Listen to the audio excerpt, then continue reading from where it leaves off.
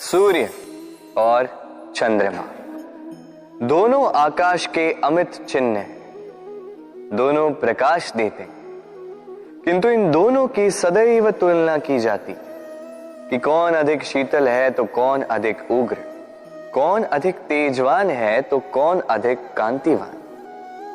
अब क्या ये तुलना उचित है? कदापि नहीं, क्योंकि ये दोनों भले ही प्रकाश पुंज हो, किंतु ये दोनों भिन्न हैं। दोनों का अपना अपना महत्व है और दोनों का अपना अपना समय है जब ये चमकते हैं, तो इनकी तुलना अनुचित है। और इसी प्रकार हमारे जीवन में भी तुलना अनुचित ही होगी। स्वयं की तुलना किसी और से कभी मत कीजिएगा। यदि कोई और आपकी तुलना किसी और से करे तो उस पर ध्यान मत दीजिएगा, क्योंकि इस तुलना से स्वयं को हीन समझ लेना आपके हित में नहीं है, ये आपके लिए लाभदायक नहीं है। बस प्रयास करते रहिए, स्वयं को निखारते रहिए और सही समय की प्रतीक्षा कीजिए, क्योंकि सही समय आने पर ये आपके गुण, आपकी महत्ता बढ़ाएंगे। हम में से ऐसे कितने हैं जो भय से भयभीत होते हैं, कोई भी बड़ा कार्य करने से पूर्व थोड़े असंतुलित होते हैं। लगभग सभी, है ना? प्रत्येक व्यक्ति के मन में यह भय जागता ही। अरे इसका अर्थ मेरे विचार से यह है कि भय, ये भाव बुरा नहीं, क्योंकि यदि यह भाव बुरा होता तो क्या ईश्वर इस भाव को सभी प्राणियों में देते?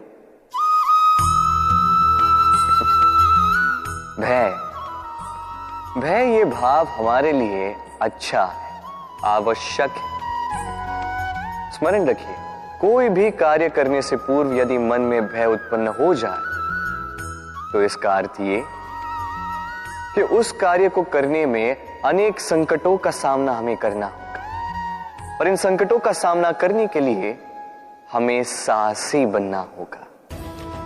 बस इतनी सरल सी बात है। मन में साहस जगाकर चलिए इस भय की यात्रा, क्योंकि ये भय ही है जो आपको अपने लक्ष्य को पाने की प्रेरणा देगा, आपको शक्ति देगा। तो इस भय से भयभीत मत होइएगा, इस भय को साधी। मछली जल की रानी कहते हैं इसे, धाराओं के बीच जीने वाली। सहस्त्रों प्रकार की मछलियां होती हैं, किंतु सारी मछलियों में एक समानता अवश्य होती है। जानते हैं वो क्या है? वो ये कि मरी हुई मछली धारा के साथ बह जाती है, वही जीवित मछली उस धारा के विरुद्ध तैर सकने में सक्षम होती है। तो प्रेरणा लीजिए उस मछली से जो कठिनाइयों के विरुद्ध खड़े होने का साहस रखती है, जो धारा के विरुद्ध जाने के निरंतर प्रयास करती रहती है। आप भी सुनिए अपनी हृदय की पुकार को, सुनिए अपनी मन की पुकार को, और जीवन रूपी धारा को बाधा नहीं, लक्ष्य बनाकर आगे बढ़ी। तितली आकाश में सैर करती, सुंदर फूलों का रसवादन करती, उन्मुक्त घूमती, किंतु इस पर भी संकट कम नहीं। जैसे कि पतंग, जंतु, ये इसे अपना आहार बना लेते, इनसे इसे सावधान रहना पड़ता है। सत्य तो ये कि तितलियां अधिक सुरक्षित तब होती हैं जब इनके पंख निकले हुए नहीं होते, जब वो अपने खोल में होती, जब ना किसी की दृष्टि उन पर पड़ती है, ना किसी शत्रु को उसकी घात लगती है। किंतु तब ये बंद होती, अविचल निश्चल होती। ये संसार देखने के लिए, ये सुंदर आकाश पाने के लिए उसे अपनी सुरक्षा क्षेत्र से बाहर आना ही पड़ता है। और यही जीवन का नियम मनुष्यों के साथ भी यही होता है। यदि मनुष्य विश्राम और सुरक्षा, इनके बंधन ना तोड़े तो वो जीवित तो रहेगा, किंतु जीवन जी नहीं पाए। क्योंकि यदि जीवन में कुछ बड़ा करना है, कुछ बड़ा पाना, बड़ी ऊंचाइयों तक पहुंचना, तो सर्वप्रथम आपको इस सुरक्षा क्षेत्र से बाहर आना ही होगा, इस आराम को त्यागना ही होगा। तब आपको सफलता मिलेगी और तब आप इन तितलियों की भांति इस आकाश में सैर कर सकते हैं। मनुष्य में एक छोटी सी समस्या है, वो कभी स्वयं की निंदा सुन नहीं पाता। यदि कोई उसके विषय में कुछ बुरा कहे, सह नहीं पाता। सदैव भयभीत रहता है कि ये जो चार लोग हैं कहीं मेरे विषय में बुरा ना सोचे। और यदि उसे पता लग जाए कि कोई उसके पीठ पीछे उसकी बुराई कर रहा है तो दुखी हो जाता है। अब क्या इस कारण से स्वयं को दुखी कर लेना उचित है? कदापि नहीं। क्योंकि सबसे पहली बात जो आपको स्मरण रखनी है, यदि कोई आपकी पीठ पीछे बुराई करता है वो पहले ही आपसे 2 कदम पीछे है ना। ईर्ष्यावश आपके विषय में सारी बातें कर सकता है, किंतु यदि ऐसा नहीं, यदि वो सत्य कह रहे हैं तो सर्वप्रथम अपनी भूलों को समझे, उस सत्य को समझे और निकाल फेंके इन अवगुणों को, और फिर भी आप उनसे 2 कदम और आगे बढ़े। क्योंकि ये जीवन रथ ये आगे देखकर चलाया जाता है, पीछे देखकर नहीं। तो ये पीछे देखना छोड़ दीजिए। जो वर्तमान है इसे देखें, इसे जी। जो भविष्य है, जो आपका लक्ष्य है, उसे साध और मेरे साथ प्रेम से कहिए, राधे राधे। हाथ के भी कितने रूप होते हैं। कुछ स्नेह के नाते आपसे मिलते हैं तो कुछ प्रहार बनकर आप पर गरजते हैं, कुछ मित्रता के नाते आपके ओर बढ़ते हैं तो कुछ शत्रुता में आपको खींच ले जाते हैं। किंतु कभी सोचा है कि कौन सा हाथ अधिक मूल्यवान? जब आप सफल होते हैं, जब आप शुभ कर्म करते हैं, तब कुछ हाथ आपके लिए तालियां बजाते हैं और कुछ हाथ ऐसे होते हैं जो आपके कंधे पर रखे जाते हैं जब आप जीवन में सबसे अधिक असफल होते हैं, जब आप टूट जाते हैं। ये तालियां बजाने वाले ये हाथ, आपकी प्रशंसा करने वाले ये हाथ, इससे कहीं अधिक मूल्यवान है वो हाथ जो आपको तब सहारा देते हैं जब आप वो समय व्यतीत कर रहे हैं जो कोई नहीं करना चाहता। ये आपका संबल बनते हैं और यही संबल है जो जीवन को जीने का आधार आपको देता है। तो एक दूसरे का संबल बनकर रहिएगा, जीवन में सदैव सुख पाएंगे। मनुष्य, प्रत्येक मनुष्य किसी से प्रेम करता है, किसी से घृणा, किसी का आदर करता है तो किसी का तिरस्कार करता है। मनुष्य कुछ भी हो सकता है, स्वस्थ हो सकता है, रोगी हो सकता है, धनी हो सकता है, निर्धनी हो सकता है, मित्र हो सकता है, शत्रु भी हो सकता है। यदि कुछ नहीं हो सकता तो अस्पर्श, छुआछूत ईश्वर की दृष्टि में सबसे बड़ा पाप है। ये जो मनुष्य का शरीर है ये ईश्वर की देन है, ये उसका मंदिर है। हर शरीर में ब्रह्मा जी निवास करते हैं, तो इस शरीर का अपमान करना, इसे छूने से भी कतराना, ये कभी ना करना। इस जीवन में छुआछूत कभी ना करना। ईश्वर की जो देन है उसका सम्मान करना सीखो। प्रेम और चाह समान लगता है किंतु है नहीं, इनमें बहुत अंतर है। देखा जाए तो प्रेम और चाह कभी एक हो ही नहीं सकते। अब यदि मैं आपको उदाहरण दूं, यदि आप इस पुष्प को चाहते हैं तो आप इसे इसकी डाली से तोड़कर अपने पास रखें, किंतु यदि आप इससे प्रेम करते हैं तो आप प्रतिदिन आकर इसकी जड़ों को जल देंगे ताकि ये और खिले। बस यही है अंतर चाह और प्रेम। चाह स्वार्थ बन जाता है, जहां प्रेम प्रेम परमार्थ बनता है। तो चाह नहीं, प्रेम कीजिए, जीवन धन्य हो जाए। कभी किसी बालक को देखा है? कितना कुछ घटित होता है उसके जीवन, बालपन से लेके बड़े होने तक असंख्य अनुभवों का अनुभव करता है। कभी गिरता है, कभी चोट खाता है, कभी सीखता है, कभी पीड़ा सहता है, तो कभी आनंद के क्षण जीता है। किंतु स्मरण रखता है तो केवल आनंद के क्षण। अब तनिक एक बार आपके जीवन के प्रारंभ में झांक के देखिए, आपके बालपन में झांक के देखिए, आप पाएंगे कि अधिकतर स्मृतियां जो आपके मन में हैं वो अच्छे क्षणों की, बुरे क्षणों की नहीं। इसीलिए ये बालपन, ये सुखी होता है, ये निश्चिंत होता है। इसलिए आज भी न जाने आप कितने भी बड़े क्यों ना हो जाए, बुरी स्मृतियों को, बुरी यादों को भुलाने का प्रयास कीजिए। एक बार बुरी यादों को भुलाने का अनुभव आपको हो गया तो स्मरण रखिए, कितने भी कठिन कष्ट आपके जीवन में क्यों ना आए, उनका सामना करने में आप सक्षम रहे।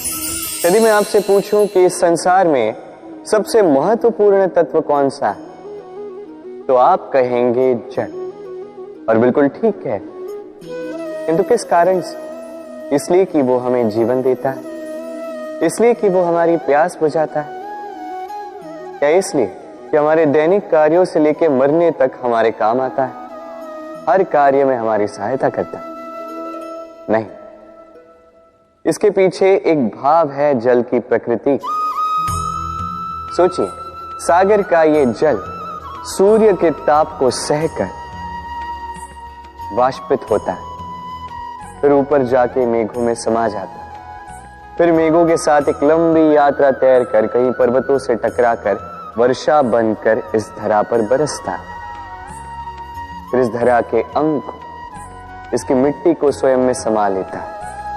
मनुष्यों द्वारा, अन्य जीवों द्वारा जो गंदगी फैल चुकी है उसे स्वयं में समा लेता है, और फिर अग्रसर होता है पुनः सागर की ओर, सागर में समा जाता है। किंतु फिर भी पुनः वाष्पित बनते समय उस गंदगी को वहीं छोड़ देता है, उस गंदगी को अपने साथ लेकर नहीं जाता।